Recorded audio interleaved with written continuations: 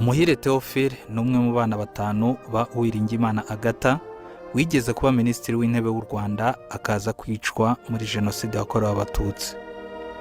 Tumusanze ku gicumbi cy'intwari Remera aje kunamira umubyeyi we Uwiringiyimana Agatha, umwe mu ntwari u Rwanda rwibuka buri mwaka.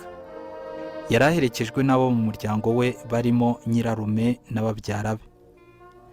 Umuhire Theophile yavuye mu Rwanda afite imyaka 4, ubu amaze kugira 32.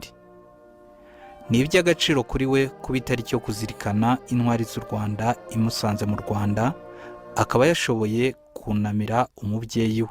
J'ai lu beaucoup d'informations par rapport à ma maman. Numvise byinshi byiza bivugwa mama yakoreye abanyarwanda. Ni iby'agaciro kuri njye kuba mfite umubyeyi ufite ibigwi nk'ibyo. Mbere ya byose ariko mpora mwibuka nk'umubyeyi wanjye. Ariko nanone nezezwa no kuba abandi bamufatiraho icyitegererezo ndetse akaba yubahwa mu Rwanda no mu mahanga.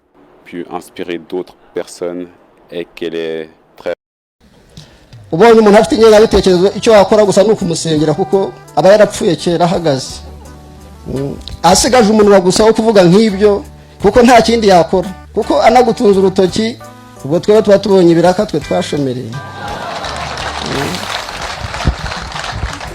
Ni nayo mabwiriza dufite, nta yandi rwose birazwi. Uw'ingengabitekerezo uretse kwimanika agapfa cyangwa agaceceka, abivuze ubyumva jucira wigendere, kuko ni nko gushaka ngo kugweho gusa kugira ngo umukize rero akomeze kubaho. Tera urutambwe wigendere kandi ujye imbere, kuko niho twifuza imbere heza duharanira twese. Siko bimeze? Bariya ntacyo nta kiraka rwose.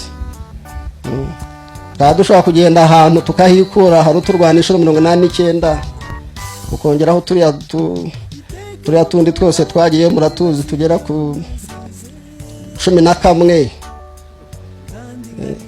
Hanyuma umuntu hano ngo yavuze ibi nibi ngo rwose wumva uhungabanye, uramwihorera gusa.